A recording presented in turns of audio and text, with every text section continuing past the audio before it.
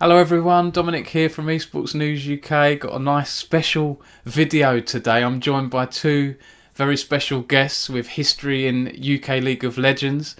Two well-known casters, you're probably well aware of them. To my left, is it? Oh, your left or my left or whoever's watching this. I've got Chronicler, who's now casting in the LCK, Korean League of Legends. And I've got Munchables, the Chinese LPL. Thanks for joining us, guys. Yeah, thanks for having us, Dom. I've been excited for this. We booked this like a couple of weeks ago or something, and I've been like counting down the days. I'm excited to chat. I'm always looking forward to opportunities to burn Munchables in public. Like that was the main appeal for Appreciate me. that, mate. Appreciate that. Don't worry, it's mutual. I promise. The scene is set then, and so a bit of background why we're doing this. Obviously, we've got the mid-season invitational approaching from May the 6th. That gets underway, where you've got some of the best League of Legends teams from different regions around the world taking part in the mid-season invitational. We've obviously got a team from LCK, a team from LPL. We've got teams from EU, LEC, all over the place. So it'd be great to talk to you both, get your views on MSI, get your views on the LCK, on the LPL, and also UK League of Legends and so on, and just have a good chat. So I'm really looking forward to this. And first up, I've got to ask Joe a bit of background on you, and also how are you finding life as an egg? Because you did a charity haircut recently, right? I did.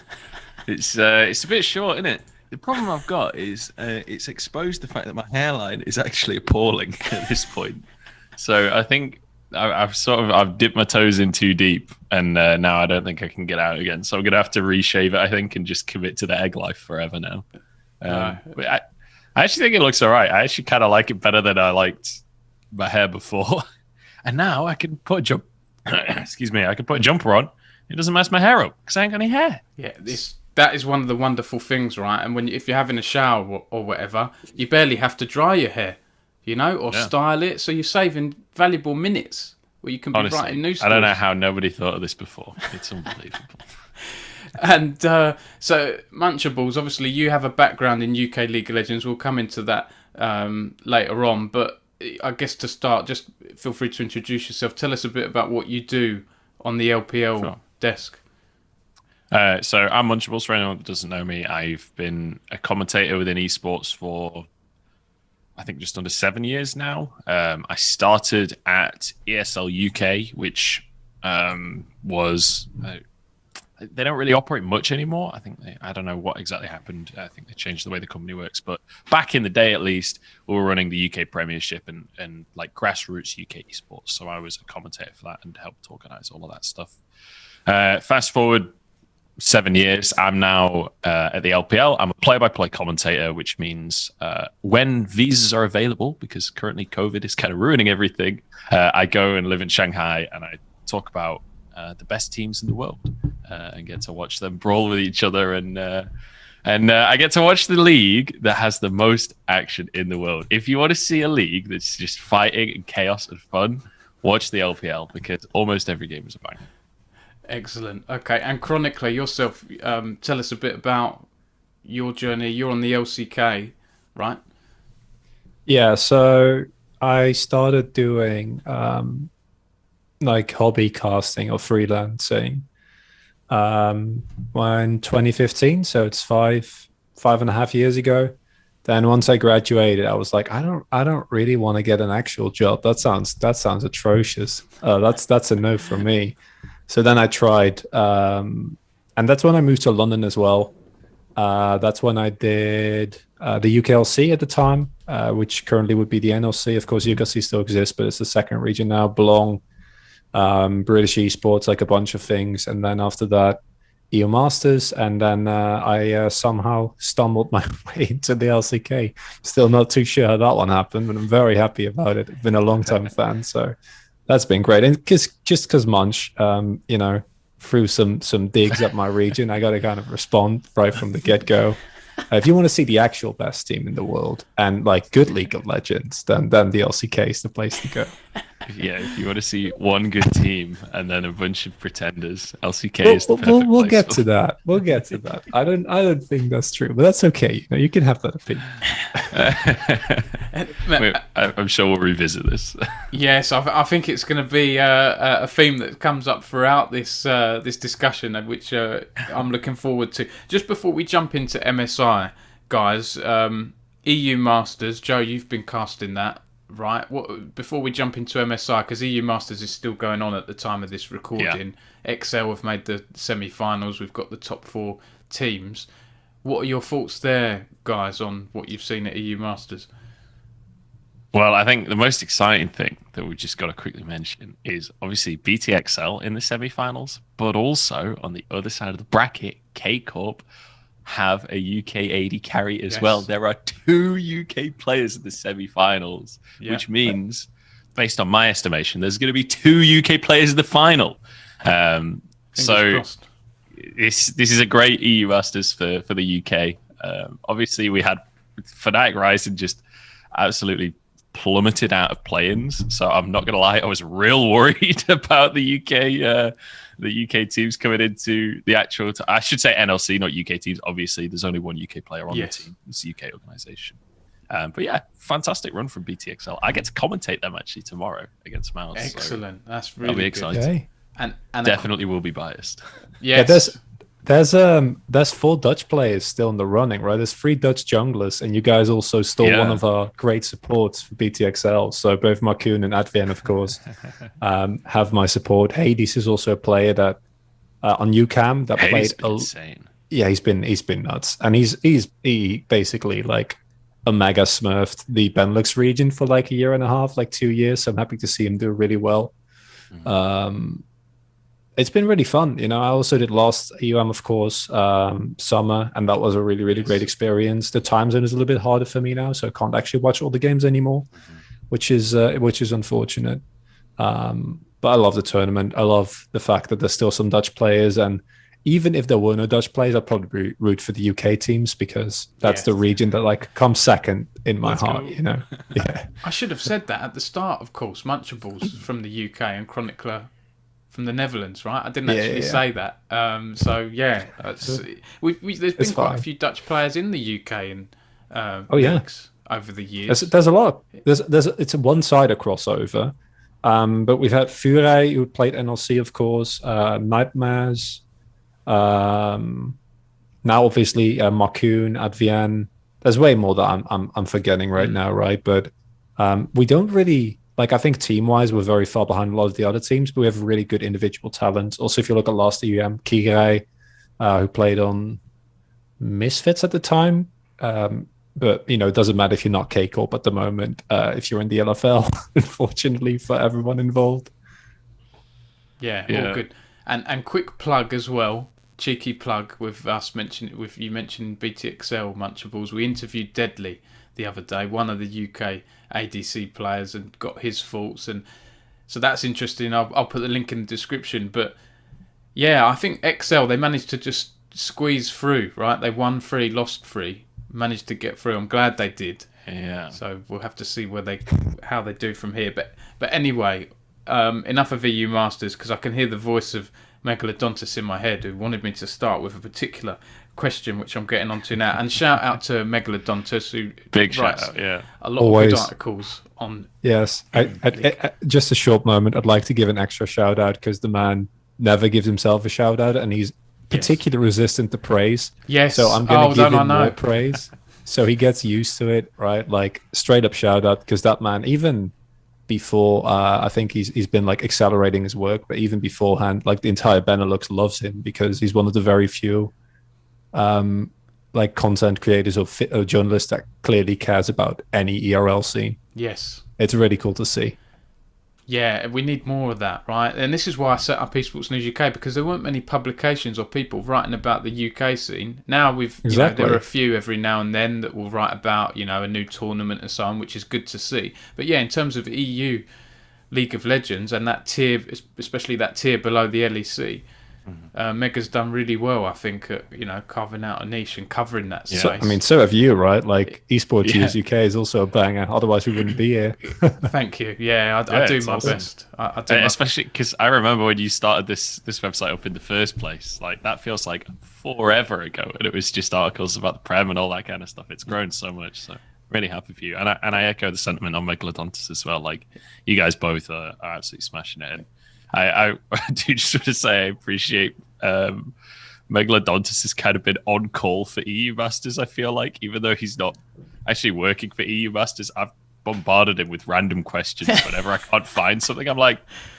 Megalodontus will know this. And I just slide him a DM. So, but yeah, you guys are amazing.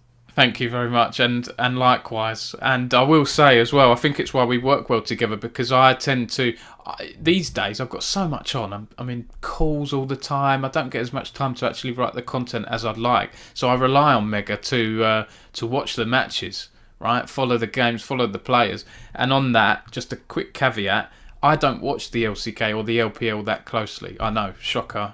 You can flame me all you like. I know I should do, because I love League of Legends. How dare you have a job that doesn't allow you to watch a broadcast at 9 a.m? I know, yeah. The audacity. Yeah, I know. Tell me about it. So my niche is UK, so I follow UK, but then other regions. I watch Worlds and I watch MSI and so on. But sometimes I wish I should watch this more, because I have seen some good storylines over the years. But that's a quick disclaimer there, right? That I'll leave the expert analysis to you guys, and I'll just be here stirring the pot and getting you arguing with each other. But on that note, we've had 10 minutes of chit chat. MSI then is coming up. First of all, to you, Munchables, will the LPL Spring Champions, Royal Never Give Up from China, win MSI? And why or why not? I mean, yes, of course, is the answer. So here's the thing about RNG, and I think it's a really important thing. I don't know if people have been looking at Reddit and stuff recently. They've seen clips of Gala absolutely running it down. They've also seen clips of Gala absolutely smurfing games. And I feel like that's a really good representation of how I see RNG as a team, where when everything's working nicely, my God, this is the best team in the world. Like, indisputably, they're just too unbelievable.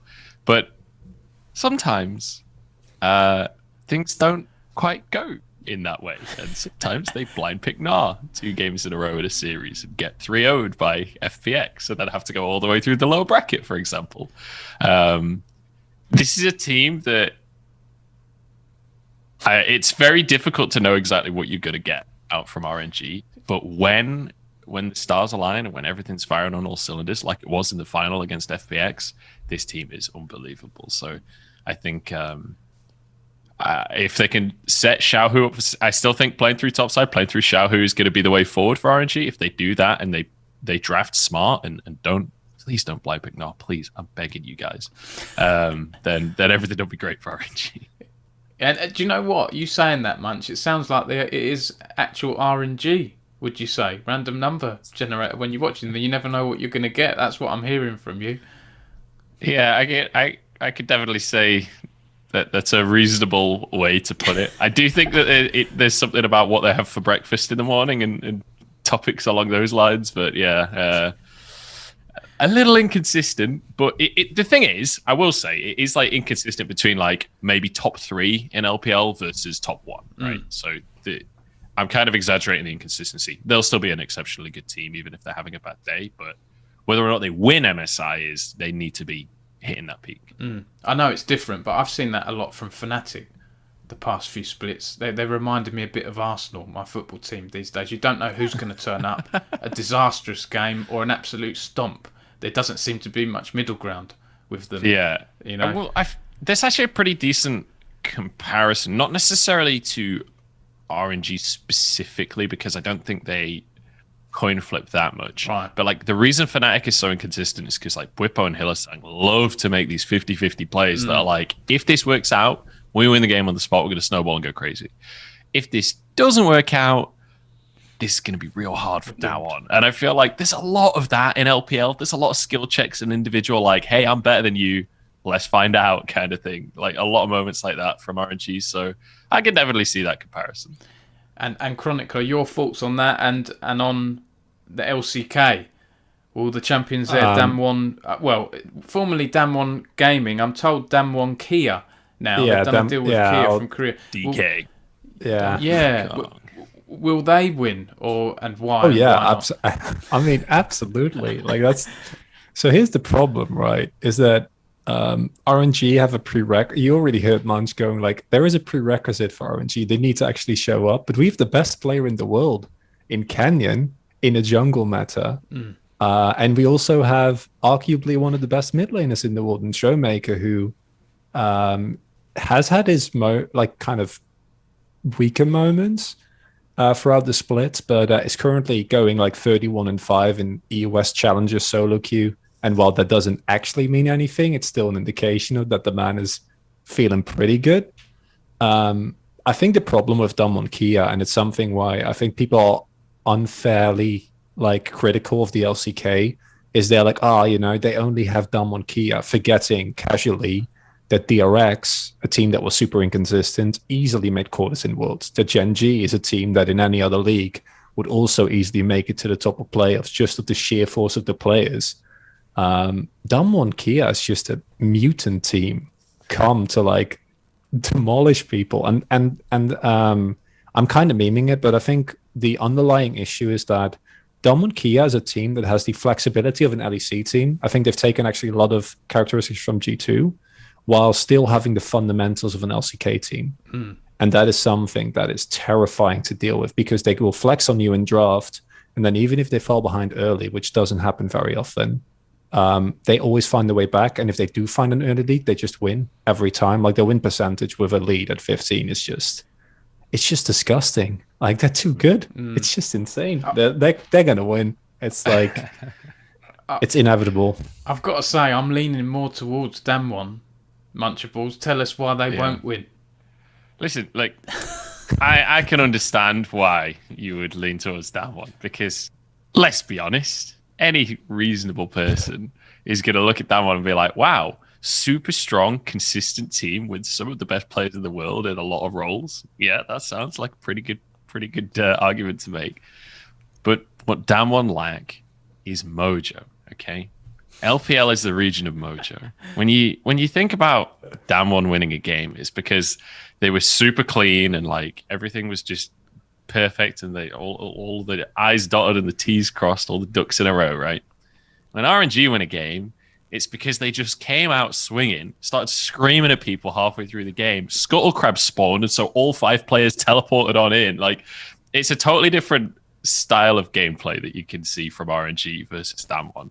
And we haven't seen them clash in months. And we haven't seen RNG clash with them in literally years. So I do think that the stylistic difference there automatically makes this harder to call than people necessarily expect it to be. And I think when you look at Twitter and Reddit and all of this, you can very easily see who has which regional bias, right? Because I think both of these teams are insane teams, and it's you see comments where it's RNG are the easy favorite, no one can contest them. You see comments that are Damn, one of the easy favorite, no one can. It's it's obviously not that simple. But having said that, RNG are the easy favorite, and no one can contest them. So. Okay, Chronicler, thoughts? I have a question for Munchables, which is, does RNG partake in LPL gold graphs? Are they you know? Yeah. Are they do, right? They're a huge purveyor of fine gold graphs. Yes. Yes. The roller coaster, as we'd like to call it, right? You can't do that against Damwon. That's the problem. Because I actually do think that Munch is I think RNG is an incredibly strong team. And I think because I watched the latter half of the playoffs. Obviously, it's hard for us, and it will be hard for Munch to watch as well. Because of games, yeah. Well, there's a lot of games, but also the regions are at the same time, right? And if there is LCK on, I need to watch LCK. He needs to watch LPL. But what I saw from RNG was it's very clear that these players are individually very talented, but there are also so many fights that don't necessarily make sense, and they just want to fight. And I think that can work. But and Munch's grin kind of is yeah, okay, that's maybe true. And the problem doing that against Damwon Kia is that you can't give them any openings in like a 35-minute game. Like you just zero. And that is not something I think that the current iteration of LPL teams will do. And I don't think that the mechanical gap is there. To the point where, like, I think Ghost and Barrel are a bot lane where you can go, like Ghost in particular. You know, he hasn't always been the strongest of players, but I also don't think he will completely fall over like LWX did. I think that Khan doesn't have the star factor of Nuguri, surely, but Keen, Summit are insanely, or Kingen even, are insanely strong top laners, right? And they can, no one can kind of shut Khan down. It's the same problem with Nuguri, but Nuguri, if you killed him like 3 times in lane, he would like cannon ult your entire team and win the game single-handedly. Khan does something similar if you look at the stats, but instead he does like unreal damage with no resources, because he's just like, no, that's fine, Kanye. You take the kills, you take the wave. I don't care. I'm a Saiyan. I'm a Lulu, right? Like who gives a crap? Just take the resources, and he will still do a lot of work. And I just don't see enough openings. And even if the openings are found, I don't think RNG are consistent enough to actually beat them one. Even though they're really, really good.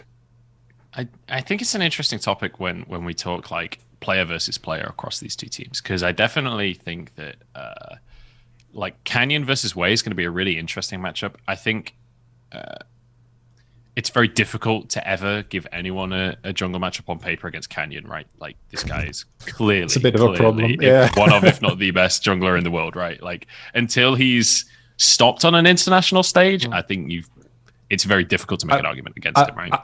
I think you have to call him the best, right? Like he's literally stomped the region for the entirety. He's literally stomped everyone at Worlds with no match.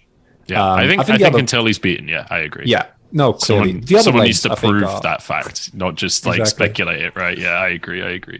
And I think Showmaker versus Cryan is going to be pretty Showmaker favored. Like Cryan is a very supportive mid laner. He's not going to be the guy that's going to carry through the mid lane. When it comes to the bottom lane, like Garlo and Ming, I think may surprise Ghost and Barrel, because this is a bot lane that weren't really known for their 2v2, but throughout playoffs, that bot lane got stronger and stronger and stronger to the point where they were 2v2ing LWX and Chris, which, caveat, LWX and Chris kind of ran it down a little bit during finals. I really don't know what happened with FPX in that series. But the magical piece to this puzzle is Xiaohu, right? For anyone that doesn't know who Xiaohu is, this guy was a mid laner for years on RNG.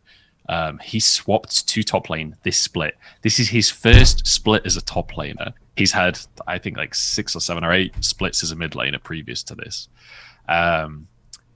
And everyone coming into this year was kind of like, Xiaohu top lane, haha, that'll be funny.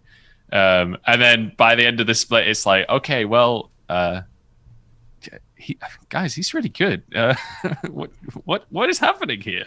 And what they'll do often is counterpick for him and set him up for success. So when you've got a player like Khan, who like Chronicler is saying, likes to play things like the Scion, Xiaohu is one of the players that will punish that very, very hard. If he's against a tank or something like that, he will find massive individual advantages in the laning phase and then transition to the rest of the map. So I think that the kind of top jungle 2v2, or I guess 3v3 if Showmaker and Cryan get involved as well, that I think is going to be the most important part of the map when it comes to this matchup, with occasional like bot 2v2s and things like that happening.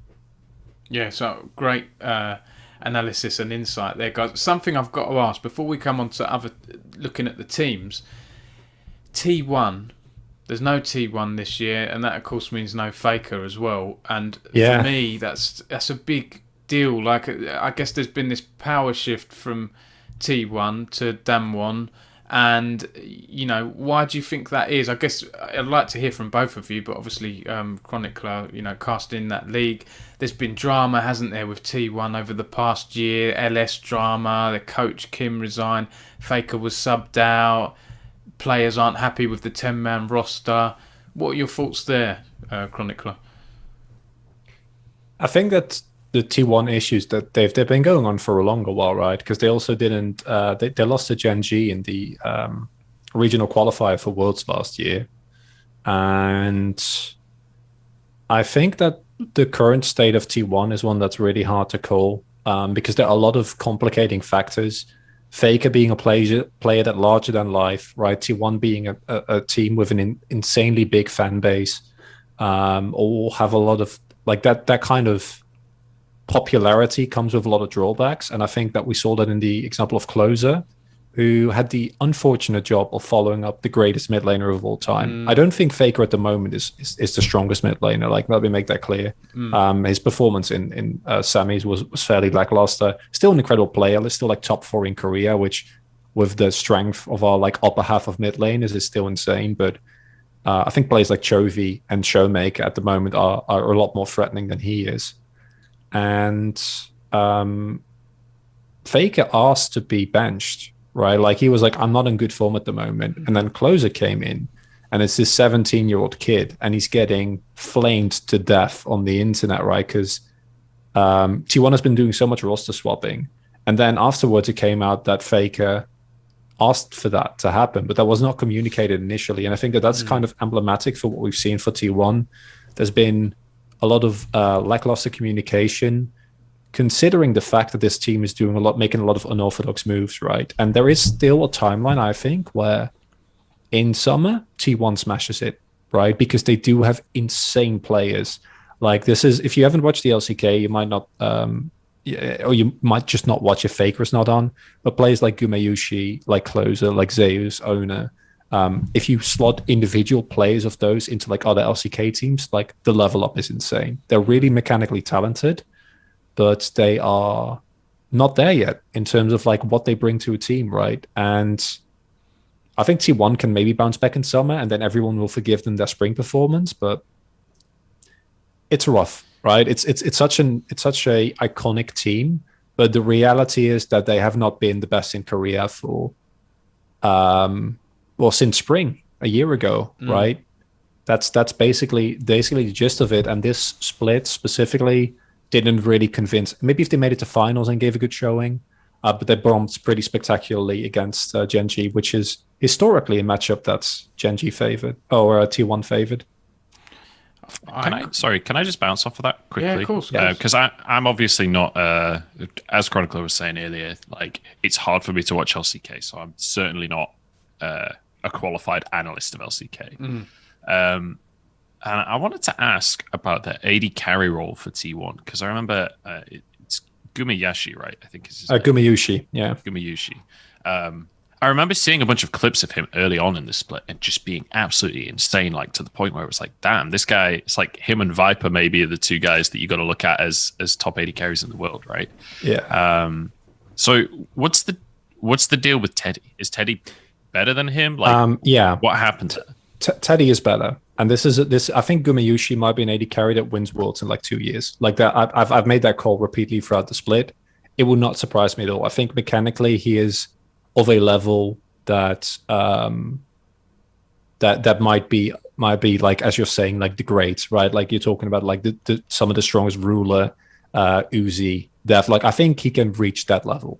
However, at the moment, what we've seen consistently with Gumayushi and with a lot of the closers the same is that they find leads in lane just through like sheer mechanical prowess, but these players don't have the experience to actually turn that into anything, right? Like they'll be sitting on a 2-0 lead and nothing will happen. If you give Chovy or Showmaker a 2-0 lead, or Canyon, God forbid, like these individual powerhouses, or Nuggery, which I'm sure you are very familiar with, Munch. Jackie Love as well. He's been notorious for that. They will take over a game and like win it, right? And neither Gumayushi nor Closer have shown that the split. And I think it's because they're too young, right? Like these are 17-year-old kids. They're insanely talented, but they need more time. At the moment, Teddy was basically just a better version. Like his laning, which hasn't always, I think, been mind-blowing, and I say this as a huge fan of Teddy, was really consistent this split. And his team fighting and like his 1v9 potential was just insane. Because the problem with, and this is like I thought was a recurring problem with T1, is just a lack of confidence because of all the shuffling and a lack of synergy. Yeah, I can see that. Thank you. Yeah. I was going to say, Chronicler, what you've said there, team synergy, that's exactly what I was going to say. What you were saying earlier about, the team not being it sounds to me like they haven't been playing as a unit as well as they used to. I remember watching T1 in their prime when they were known as SKT and playing Worlds and so on, and it would just like almost amaze me to the point that it was scary how they'd move so quickly as a unit and demolish the enemy team. Like their synergy was incredible for me. I don't watch the LCK super closely anymore, but it sounds like it's that synergy that's lacking.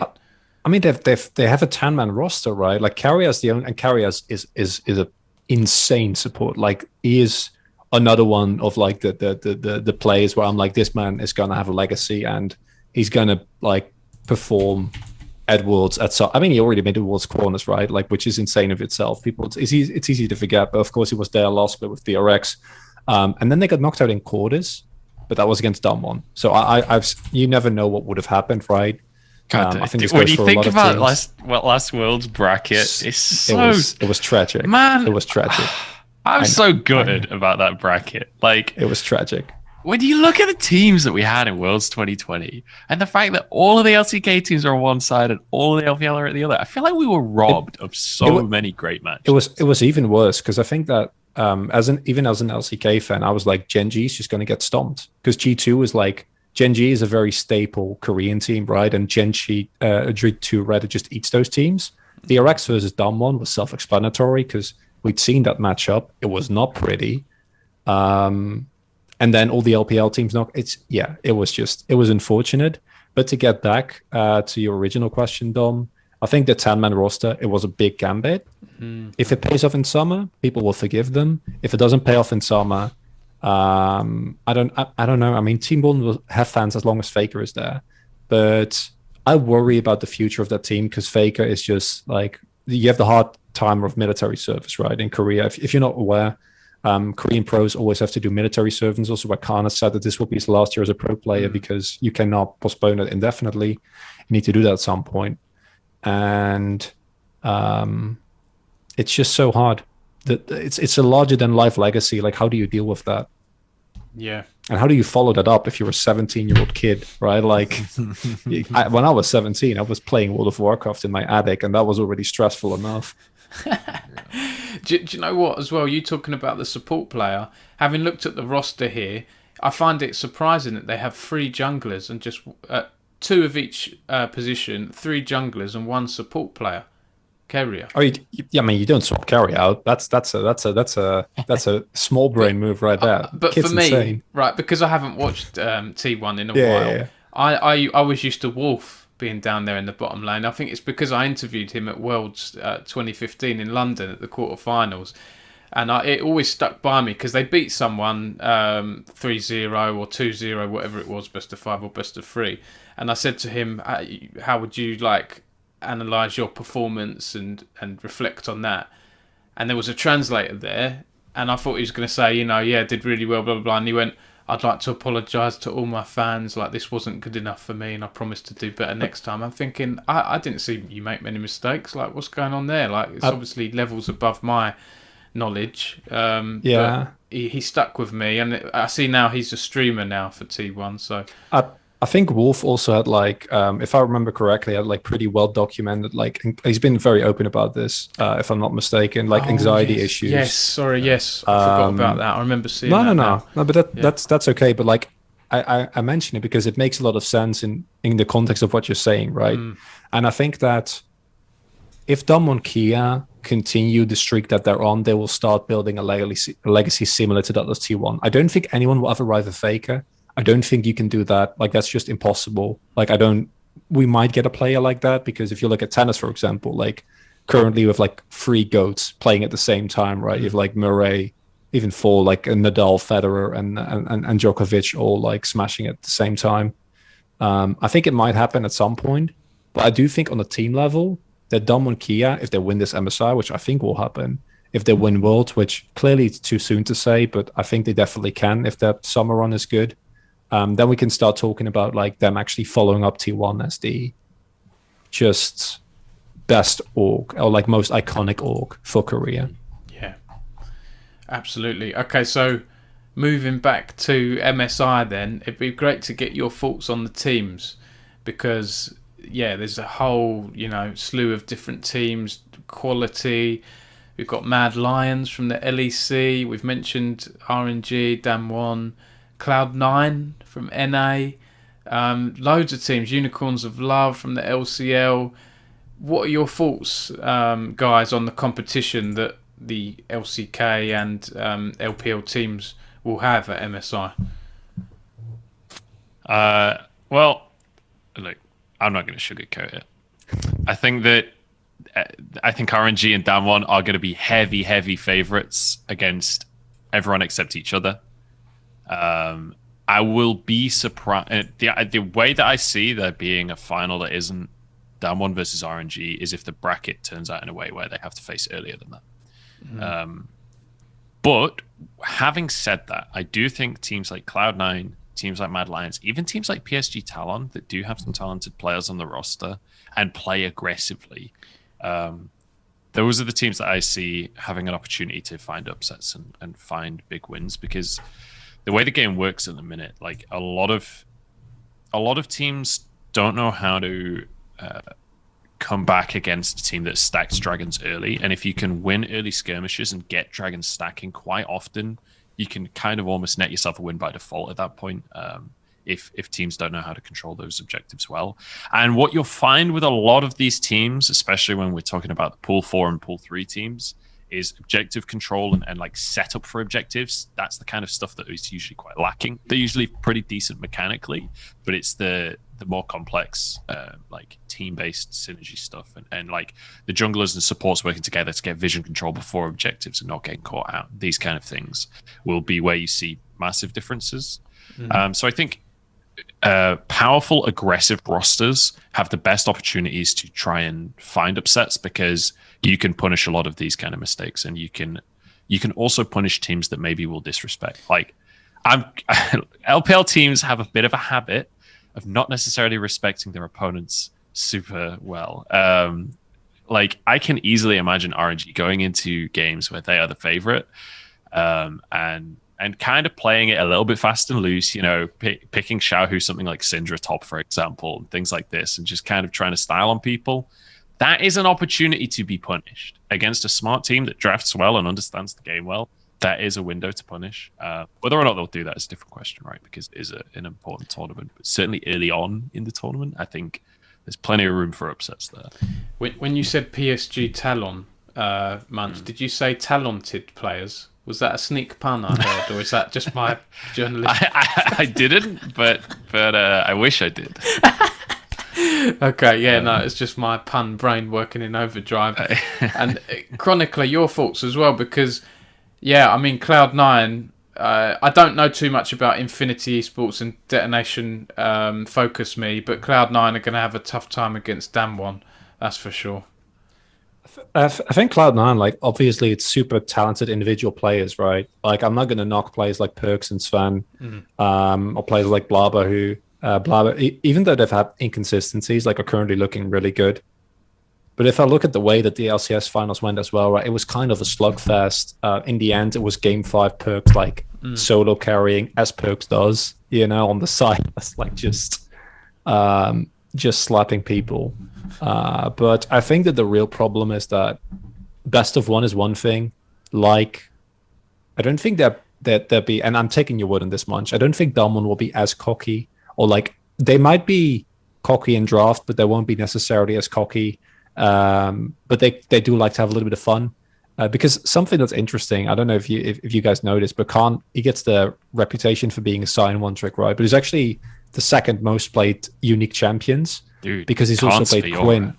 Yeah, no. That's, I mean, his Jace is nuts as well, right? But like, he's played Quinn, he's played Kale, he's played Fizz top into Gnar, because he was like, I think that'd be fun, and then he did it, Fizz and it did. Top, wow. Yeah, dude, he sounds like he'd fit in really well in the LPL. Is he? I wonder, right? Considered playing in this region? But I think that might happen. And in best of one, anything is possible, right? Like, it's just a reality. That's one of the reasons why best of ones are so entertaining, because you get these crazy upsets. However, I think the overall gap in both, not necessarily just individual skill level, but just the cohesion. In the case of Damwon, it's definitely the team fighting. I think in the case of RNG, I'm following Munch, and like just the crispness of how they play when they're on form, as well as just the overall skill check nature of the region. And on the side of Damwon, it's just the consistency and like how well they understand win conditions and how well they understand the turtle. I don't think anyone's beating them in best of series. Like a best of 1 is fine, but the best of 3, best of 5, I just don't see it happening. I think sorry, Munch. I'm almost. No, I know. Yeah, I'm rambling. Sorry, buddy. I think that both Mad Lions. I have a weak spot for Mad Lions because it's such a fun team, right? Like their meme is on Twitter, and they're relatively new players, right? They come from the ERL scenes, not all of them, but especially the original iteration of last year. And that's really cool, right? But I also think Damwon and RNG are just on a different level. Yeah, I just want to bounce off of that as well. I think the thing that separates Damwon and RNG is not just mechanical skill, because as Chronicler is saying, not at all. I agree completely. Like Cloud9 actually has an insane roster. Mad Lions as well. The individual talent on that roster is insane. And there's plenty of players when you look across the rest of the teams in the tournament. There's plenty of individual players that you can point out being really exceptional. Like El Yoya, especially, is a player that I'm going to be watching very closely in this tournament. I want to see how he matches up against players like Canyon, players like Wei that are also extremely intelligent junglers. Like I think things like Lilia will become very high priority picks in those kind of matchups because you can find individual. I don't want to get too buried in that, but Morgana, dude, like true, yeah, true. I've got Morgana jungle written here from the notes from Megalodontus, so yeah, could we see some of that? But I think the big thing that separates RNG and Damwon is the intelligence with which they play their drafts. Like it's one of the things that was consistent throughout the regular split. Like if you look at RNG in the LPL, if you look at the regular split and then finals, then they are like an exceptionally intelligent team. If you just pretend the other games and playoffs didn't happen for RNG and we just like push those aside for a second, this team is incredibly intelligent. The way that they draft and the way that they understand how their draft works and play correctly towards it, but also understanding their opponent's draft. Because I think that a lot of teams, especially in the LPL, a lot of teams don't necessarily play correctly to how they should be playing. That's one of the things that RNG has stood out on when they're playing well, is that they will understand who needs to be carrying, who they need to get this gold on, like where to place heralds, for example. Like placing heralds, often it feels like a basic thing, right? Just getting the gold on the right person. You quite often see teams just slamming it, just where's 2 plates that I can get, you know? Like, RNG is not a team that's exactly. Tempo. But like RNG is not a team that's going to waste those kind of objectives, and they will find ways to just break open the game through that kind of thing because of the way that they draft, because the way they play through that draft. So I definitely think that Damwon and RNG will put themselves above the other teams on those grounds, but we're going to have some really cool matchups when it comes to like the mid laners in this tournament are pretty insane. The junglers in this tournament are pretty insane. Like, there's a lot of big names in this tournament, so I'm just excited to see those clashes. Also, just want to quickly mention Mad Lions. We were talking about EU Masters earlier. This team is being the sole European representative at an international tournament. That's mad, isn't they were basically all in EU Masters like 2 years ago. It's nuts. That's completely insane. Shout out to Kazi. I'm really excited. It's going to be weird, I think, for other regions as well. I guess for RNG, Damwon, other teams might find it a bit odd when they saw that Mad Lions made it through and not seeing G2 or Fnatic in there. There was a and I think it was an Ashley Kang interview with Beryl like 2 weeks before the LEC playoffs, and Beryl was like, "Yeah, I'd really like to play against G2, but I don't think they're making it." And then people were like, they're just memeing. But here we are. And there's no Nuguri as well, which I'm going to be honest, I was really hoping for Nuguri because I wanted to see FPX versus Damwon because they did a top lane swap and it would just be so good. It would have been so good. And FPX are just so good right now. Honestly, I don't know what happened in finals. Honestly, like without finals, FPX was like clearly the best team in playoffs from LPL. I really don't know what happened to them in finals. And the same with EDG versus RNG, the first 2 games, EDG just didn't show up. Like, the crazy thing about RNG going to this tournament is I think RNG was the worst team in their semi-final and in the final. But the teams that they were against didn't show up. So it's kind of a weird situation that RNG has ended up making. I feel like that's maybe a controversial thing to say. I feel like I'm maybe going to get flack for saying that. But I genuinely believe that EDG was a better team. And just, like, I don't know what they were doing for this first 2 games of that series. And FPX in the final, like, Crisp and LWX especially, they were one of the better bot lanes in the whole league for most of the split. And then final, they're just getting, like, absolutely rinsed 2v2. I don't know. Auto attack cancel into missed ward that's emblematic for like the entire finals. Yeah, I agree. That sounds like painful. Me in my silver solo queue games. Yeah. I don't want to get too inflammatory on it, but that was not a good series for LWX. It was just that phrase, you know, auto attack cancel into missed ward. That's me every few seconds I'm playing League of Legends. Yeah, the reason I brought this up, I don't just want to flame. Like, the reason I'm bringing this up is because I'm really disappointed FPX isn't at this tournament. I can see it in your like, I really wanted them to go. Yeah, first off, I wanted the Damwon versus FPX storyline, like the swap top laners and all of that. That's exciting anyway. But like, Doinb feels like he is maybe playing at the best he's ever played, like comparable to his World Championship form.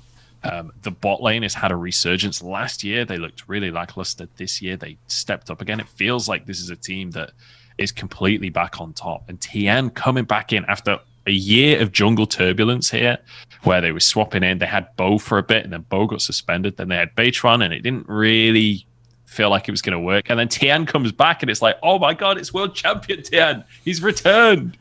And then they make it to the finals as a heavy favorite, having already 3-0'd this team earlier on in the tournament, and then it all falls apart at the final hurdle. I just think it was a heartbreaking way for this split to end for FPX. As painful as it was for them, Munch, right? It's one of the beauties of esports and sports for me. You can have a better team that get beaten by a team who just are on it's just their day. You know, it happens. Shout out to Fred and Breon, the only team to do a Don Kia. Let's go, Fred and Breon. Auntie and the boys, they did it. Lol King Lava. Oh God, that was one of the best, like, most stupidest. Like, it was insane. It was so glorious. Imagine like 2-0ing a team that literally no one else can currently beat. It's just beautiful. Yeah, there was a similar thing where we have a team in LPL called Rogue Warriors. In week 2, they beat Top Esports 2-1. Top Esports being a team that a lot of people were saying were one of the favorites going into playoffs. Obviously, they didn't perform, but that's a different question. So they've beaten, in the second week of LPL, they've beaten one of the favorites of the entire LPL. That was their only win for the entire split. They went 1-15, but the one win they got was against Top Esports. Like, and what do you say when people ask you to explain that, right? As a caster, how can you explain that? That's where you just fall back on the Mojo excuse. Yes, exactly. Obviously, we're coming towards the end now, chat. I'd say if we try and wrap up in 10, 12 minutes or so, but I'm really keen to get your quick thoughts on MSI's format, because there's no double elim, no play-ins, and there's no team from Vietnam, the VCS. I think Gigabyte Marines were supposed to get in, but due to travel restrictions around COVID, aren't making it. And what that's resulted in is a 3-team Group A instead of 4 teams. And, of course, RNG are in there, so, you know, in a way, they're probably disappointed with that because there's less competition for them in that group stage. They also have to play way more games, right? I think they have to do... Yeah, I think it's a triple round robin, if I'm not mistaken, instead of double. It's heartbreaking, right? Because Vietnam is actually... It's been one of the regions that have gotten like a lot of these upset wins, right? Like it's a region that is always exciting to watch because you know that they can actually punch above that weight, so to speak, and take games off of the top 4.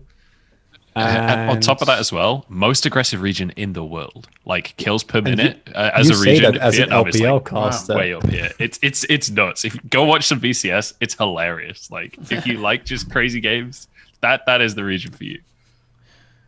Nice. Sorry, I didn't mean to interrupt. I just wanted to kind of... Yeah, no, I mean, I'm happy to let you have it, man. I come from the region where we take it, we take it clean. We take it slow. Yeah. And so I was just having a look. It's a quadruple round robin. Is it? Group A. Really? So they have to play each other 4 times each. So each team will have 4 games in Group A. So that'll definitely be exciting, at least. I would imagine it'll be RNG and Unicorns getting out, but that's obviously, I don't know Pentanet well, I don't know Unicorns well, so I'm interested by that, Munch, because in the other groups there's 2 matches each, right? So that's 6 games each. But Group A have to do 8 games. Am I understanding that right? Yeah. I'm not entirely sure why. Yeah. I feel like triple round robin would have been fine. I'm sure they've probably made a press release explaining that decision, but I didn't read it if they did. So that's fine. And I mean, just starting to wrap things up, Munch, one thing I wanted to ask about you, because must have been a crazy situation. I wrote an article about it at the time. It was obviously, thinking about your safety, well-being and so on. Early last year, there was the COVID situation in China. You'd flown out there. Coronavirus was starting to, be picked up in the news, was starting to spread, and you were quarantined, right, with the other casters. There's also other UK Ireland LPL casters. Shout out to Dagda and Penguin, but that must have been really weird. That was something I wanted to talk to you about that because it's been over a year now, but that must have been a crazy experience. I mean, that's insane by itself. That was over a year ago. God damn, like time comes at you fast. Yeah, it was weird. It was. I wouldn't say it was necessarily scary. Like, I didn't think I was about to die or anything like that. But we were just kind of stuck in our flat in Shanghai. We just like don't go outside kind of thing. Like when it all kicked off in Shanghai, the place became a ghost town. Pretty much like over the space of a week, it went from this incredibly busy mega city to nobody goes outside anymore kind of thing. And the only people that would be outside is like delivery drivers, because there's this insane delivery network in Shanghai where you could you just order anything at any time and you'll probably be able to get it. So we kind of just stayed inside, ate instant noodles, all of that stuff, and just were like F5ing on the there was like a web page where you could track COVID globally. Yes. Just like checking the numbers 3 times a day and trying to figure out what was going to happen. We ended up coming back to the UK for a bit because the LPL was just postponed for a while. So it felt foolish to stay when at the time, obviously this is before it had gone as crazy as it has over the last year. So at the time it was only China that had major issues with COVID. So we came back to Europe to kind of try and wait out the storm. And then as we left Europe, it kicked off in Europe. So we actually kind of dodged it on both directions. Like we were in China when it kicked off. So then we left China, stayed in Europe while it wasn't there. And then as the LPL started and we went back to China, it was just dying down in China and everything was going back to normal. And then it all kicked off in Europe instead. So we actually got really lucky with it, the way that it all panned out, because it wasn't, I could pretend like it was all skill and we figured it out. Like it was pretty much pure luck, but we kind of got the best side of it at both sides of the world. And now you're all casting remotely, right? Is that right for the most part? I know LEC, another broadcaster going on in the studio, but shout out to credit where it's due to Riot Games, because I think they've handled the pandemic very well and kept the broadcast going, kept the fans happy. It's been impressive. It has been impressive. So we're mostly remote at the minute, where we've got 2 guys that are in the studio. Right. But the rest of us can't get visas. I think it's still undecided for Summer Split. Basically, if we can get visas, the plan is to get to China and do it in the studio. It's just a matter of if we can get visas or not. I still don't know. It's difficult to even find information on whether you're going to be able to get a visa for China, because it's like in the UK at least, the visa offices are still just closed. Like I can't even apply right now. So how am I meant to know whether or not I'm going to be able to get a visa when the people that you would ask just aren't even in the office, And this isn't on my list here, but it's just sprung to mind. Epic Land announced the other day a hybrid event they're going to be doing, where they have some, physical presence, and mainly the tournaments are going to be online and so on. And then you've also got the British Esports Championships finals. That's going to be at a live venue, but controlled numbers, very careful when the rules change. I think it's around June 21st, something like that. So, I mean, it might be a silly question, but are you guys looking forward to when LANs can return again? I wonder what it'll be like. I think there'd be a sellout, maybe. It's that there is just no replacing an audience, right? Like, I thought that the Worlds, this is at Worlds, even Worlds finals, I felt like it was still, it doesn't feel the same right now. And that's just, even with the best production in the world, right? It doesn't matter how well you do, how cool everything around it is. It's just impossible to recreate the feeling of like a live crowd going absolutely apeshit. So I think as a caster especially, of course, you miss it so much. It's so much better to perform for actual people, right? It's just, you can't really replicate that ever. And I'm really lucky because, unlike Munch, currently the situation in Korea is good enough that because at the start of the split, we were remote as well. And recently we've been able to go to Law Park, but that might change at a moment's notice. And even that change is already so different. And I think people have been getting better about this, but especially initially, casters were giving so much flack for, not being the same when they're sitting in different rooms and you're like in your own bedroom. When I used to be in a band, and like, imagine having to play in a band without being like in the actual vicinity of your band member. Is fucking impossible, right? Like, it's just, it can't be done. And casting is kind of the same, that you miss so much of the energy, you miss so much of like the intangibles, and live crowds are the same. So I can't wait. It's just not the same. Yeah, same. It seems a bit unnatural. And I'm a football fan, and just watching the matches without any crowd, it's a bit soulless. The fans make the atmosphere, and I can't wait when it's safe to do so, obviously, for things to return to normal. And on that note, you mentioned being in a band. I was going to add this at the end. You've done some poems and things, right, Chronicler, which I find really interesting. Maybe you'll write a UK esports poem or something in the future. The LCK was more than happy to embrace that part of my personality as well, right? But I originally, I started out, like, my first stage performances was in a band for like 4 or 5 years, and I've kept up the writing ever since. Nice. I don't know about a UK East. I mean, if you really want me to, I can, but I can't guarantee it'd be very good. It's more of a hobby more than anything. Yeah, honestly. No, it's good. It's good to see people have writing as a hobby as well, because I feel like it's a dying art. Here I am doing the video content, being a hypocrite, but we will turn this into an article as well. I think Mega's going to help with that. It's good to see that a lot. And also, Munch, we mentioned some of your fellow casters. Chronicler, do you want to give any shout outs to your team? There's some other English language casters, right? Wolf, Valdez, Atlas. Yeah, they've not just my co-casters, but just the whole LCK global team has been exceptional, because I did get to Korea, unlike Munch, who unfortunately, as mentioned, is like stuck in visa hell. I was there as well for like 2 months, where it was so stressful. They've been incredibly helpful from start to finish, and I'm really lucky to have actually been able to get here, especially with the situation in the Netherlands wasn't great.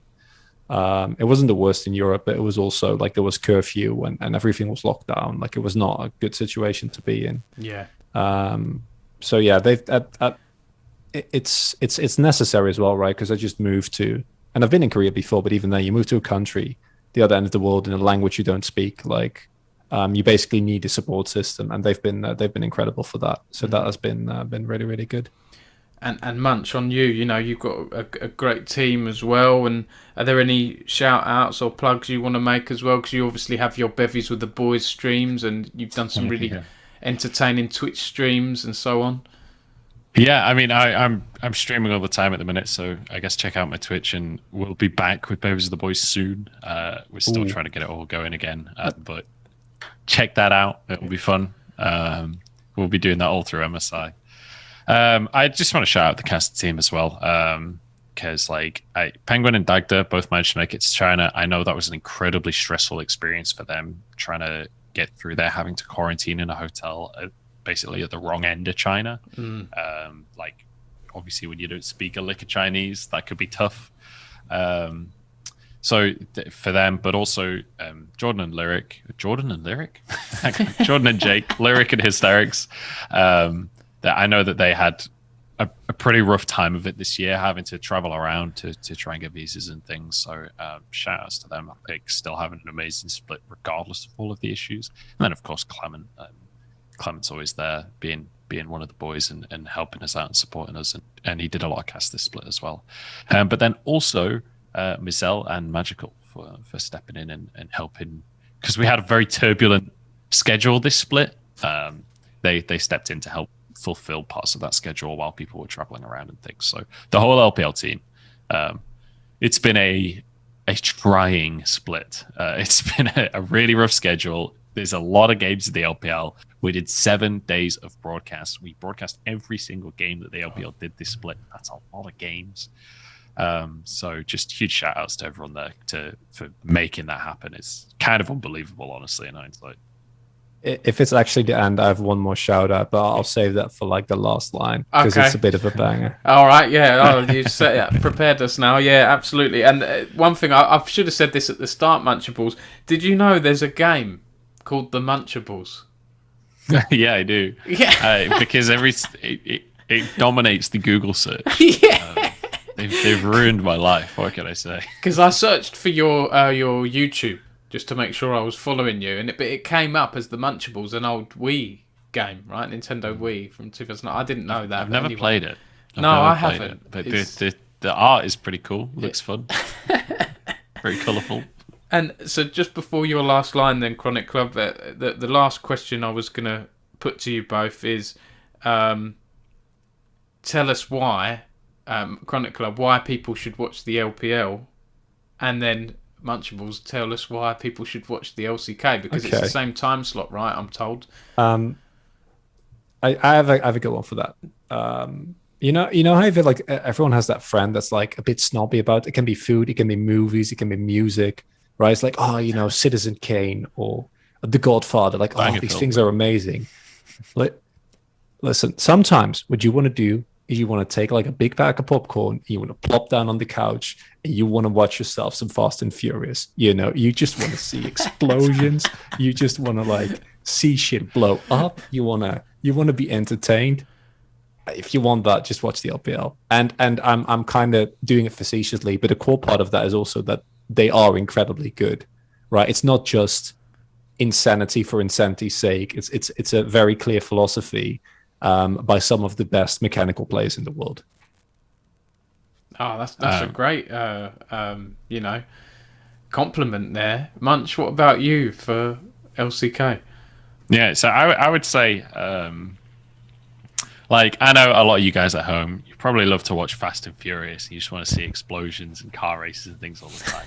And that's very exciting. But sometimes, when I have a bit of a refined evening, he's gonna do it like that. Like Citizen Kane or something like The Godfather, one of these classics. That's like watching the LCK. No, but in all seriousness, I actually think the LCK, first off, has a reputation for being like very, very, very slow, which is not always true, and especially with Damwon, I think the speed of the region has increased over time.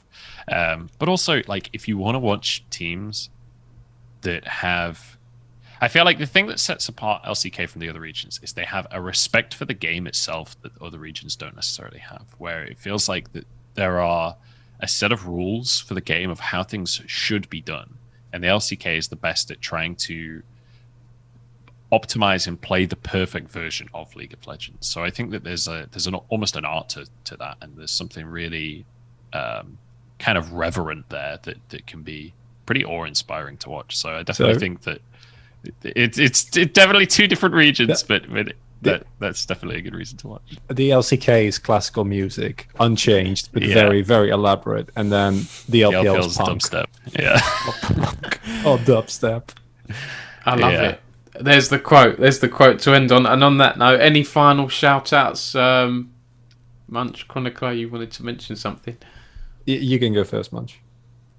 I mean, I've kind of already done shoutouts, right? I guess just follow me on Twitter. I'll be tweeting all kinds of memes and stuff about MSI. So you know where to find me at. Hey Munchables. Follow me on Twitter so you can see my sick burns towards Munch. That's one of the main things I do. And also, I'd like to implore everyone to check out "Run Away with Me" by Carly Rae Jepsen on the album Emotion. It's a real banger. You should listen to it. It's great pop music. Go enjoy that song. Don't let "Call Me Maybe" be your only representation. No. Of Carly Rae Jepsen. This has been a crusade that I've been on for like I don't know how many years. This song is amazing, and I will never stop pushing it on people. Yeah, he made me listen to it, and now it's one of my favorite songs. I vouch. There you go. I think I know it. I think I know that. I just need to hear it again and remind. So I'll go away and listen to that after this. But guys, it's been an absolute pleasure. We've just hit over an hour. I really appreciate your time. Because I felt a bit strange doing this interview because I don't feel like I'm an esports host, and I'm here with two very experienced hosts and casters, so that's been a little bit intimidating for me. But I've enjoyed it. I enjoyed your insight, and I appreciate it. So yeah, everyone watching this, please follow both Chronicler and Munchables. Check out the LCK and LPL broadcast when they're back up, and MSI, of course. I look forward to seeing how Mad Lions, how everyone gets on. And yeah, please do like, subscribe, and comment on this video if you liked it. Help the old algorithm, as Foxdrop says. And yeah, I really appreciate it. Thanks everyone for watching. Thank you for joining me, chaps, and I'll see you all soon.